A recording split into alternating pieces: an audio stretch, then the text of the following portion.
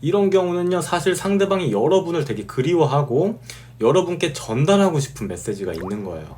네, 여러분 안녕하세요. 연애비타민 시원입니다. 오늘은 제가 인스타그램에서 여러분이 가장 궁금해하시는 심리에 대해서 말씀을 드리려고 합니다.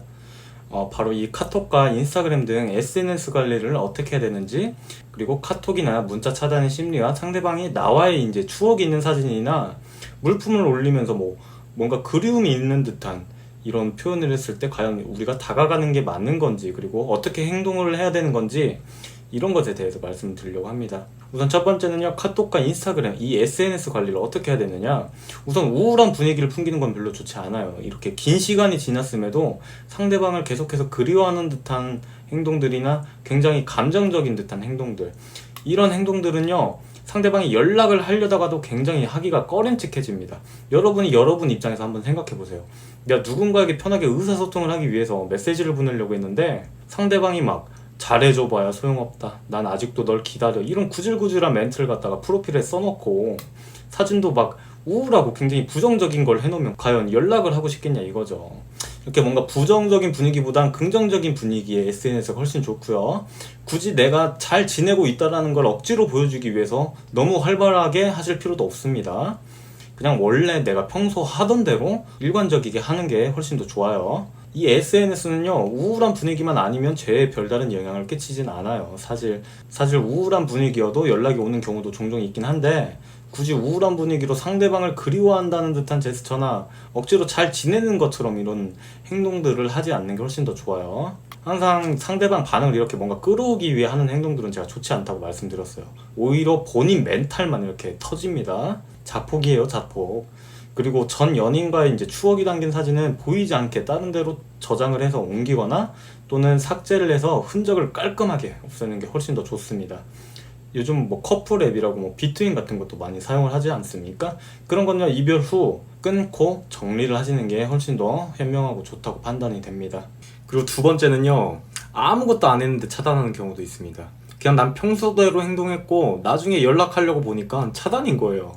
이런 경우는요, 상대방이 오히려 어떤 상황들로 스트레스도 많이 받았을 수도 있고, 여러분이 갑자기 그리워져서, 그리고 여러분이 잘 지내는 모습을 보고 상대방이 영향을 받아서 이렇게 여러분이 그리워져서 차단을 하는 경우가 99%입니다. 아니 거의 100%라고 보면 돼요. 난 분명 헤어졌고 이 사람한테 연락을 하면 안 되기 때문에 이성적으로는 너무 잘 알고 있는데 내 감정은 그게 아닌 거예요. 그렇기 때문에 오히려 자기 자신을 격리시키려는 이 행동이라고 보시면 됩니다.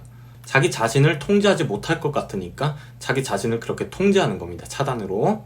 이런 경우도요, 상대방이 어느 정도 상황이 좀 케어가 되고 스트레스가 해소가 되는 상태라면 차단은 금방 풀립니다. 보통 이런 경우는 차단해놓고 확인했다가 차단해놓고 풀었다가 또 확인했다, 이런 행동들을 되게 반복한다고 말씀드렸었습니다. 그리고 뭔가 상대방을 자극을 받으라고 프로필로 억지로 행복한 척 꾸민다든지, 원래 프로필도 일주일에 한 번 바꿀까 말까 하면서 막 계속 다른 이성들을 만나는 사진을 막 억지로 올리고, 이렇게 상대방의 멘탈에 큰 영향이 가게끔 일부러 행동했을 때 상대방이 또 그 영향을 받고 또 차단을 할 수도 있어요. 그러니까 억지로 막 질투심을 유발하려고 하면 자기 자신이 멘탈이 더 나갈 수도 있다고 제가 말씀드린 거예요. 원래 내가 잘 살고 있고 그냥 잘 사는 모습을 원래 보이고 있는 건데 상대방이 차단을 한 거라면 내 멘탈에 영향이 별로 안 가겠지만, 내가 뭔가 상대방을 질투심을 유발하기 위해서, 후폭풍을 유발하기 위해서 했다가 상대방이 차단을 한다면 그건 말이 달라져요. 여러분 멘탈이 엄청나게 큰 타격을 입게 되니까 제가 그래서 질투심 유발, 후폭풍 유도 이런 거 하지 말라고 했던 겁니다. 그리고 마지막 세 번째로 정말 중요한 건요, 이별의 시간이 짧게 됐든 이제 길게 지났든 우리와의 추억의 사진을 올린다든지 관련 물품을 올린다든지 글귀를 올린다든지 이런 것들이 있어요. 이건요, 제가 이제 객관적으로 여러분 사연을 전체적으로 알고 들여다봐야 이제 더 객관적인 거예요. 사실 이제 큰 틀로 보면 제외와는 아무 상관이 없고요. 다만 여러분이 이제 궁금해 하시니까 말씀드리는 건데, 그냥 생각 없이 올리는 분도 많이 계십니다. 그냥 나는 이 노래가 좋아서 올린 거고 이 사진이 잘 나와서 올리는 경우가 되게 많아요. 다만 뭔가 이렇게 한두 번이 아니라 이렇게 지속적으로 뭔가 저격을 하듯이 올리는 경우가 되게 많습니다. 지속적으로 막 일주일, 막 10일 막 이렇게 올리는 경우가 되게 많습니다. 이런 경우는요, 사실 상대방이 여러분을 되게 그리워하고 여러분께 전달하고 싶은 메시지가 있는 거예요. 그런데 여기서 중요한 건요, 이때다 하고 연락하시는 분들이 있어요. 이런 행동 하시면요, 거절당할 확률이 엄청 높습니다. 자신의 감정을 알아채고 연락을 하려는 여러분께 거부감을 느낄 수도 있고, 막상 진짜 여러분이 그리워서 한 행동이었다고 해도 막상 상대방이 여러분 연락이 왔을 때 시침이 뚝 되고, 아닌데 그냥 올린 건데 왜 그래? 불편하게? 나 너 그리워라고 한 거 아닌데 왜 연락했어? 이런 말 하면은 뭐라고 하실 말 있나요? 뭐라고 하실 겁니까? 시침이 뚝 되면 답이 없는 겁니다. 그러니까 그런 의미 없는, 그런 의미 부여를 제가 누누이 하지 말라고 말씀드린 거예요. 결국 포커스는 여러분께 이제 맞춰야지, 상대방에게 포커스를 맞추고 맞춤형 연락을 하시면 제가 막 그렇게 망한다는 거예요. 그러니까 제가 이 영상에서도 후폭풍이 함정이라고 이렇게 말씀드린 거예요. 날 많이 그리워하던 안 그리워하던 그 순간의 감정들은요, 아무런 의미가 없기 때문에 감정에 목매지 말고 현실에 충실하는 게 좋다는 겁니다. 그래서 결국 결론은 뭐냐, SNS는 그냥 내가 하던 대로 하면 되는 거고, 상대방이 뭘 하든 의미 부여하지 말고요, 신경 쓰지 말라는 겁니다. 여러분은요, 여러분이 할 것만 하면 되고, 여러분의 재접근 시기에 여러분의 컨디션을 보고 접근하시는 게 중요한 거지, 이렇게 의미 부여하시면서 재접근하면 망하니까 제가 하지 말라는 거예요. 그리고 요즘 상담하다 보면 저한테 뭐 지침 문자를 이렇게 알려달라고 하는 이런 분들이 계신데, 제가 한 말씀 해드릴게요.